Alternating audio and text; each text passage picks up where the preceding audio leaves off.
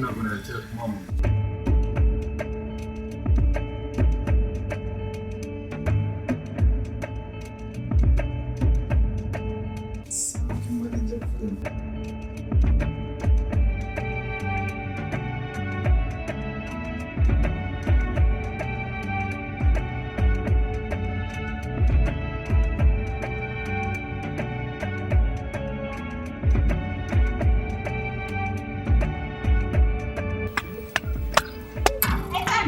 You know who I was?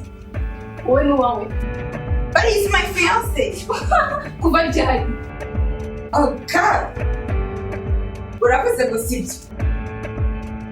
Etare ho no no no ndi kwa musisa mwana we. So n'uwawe.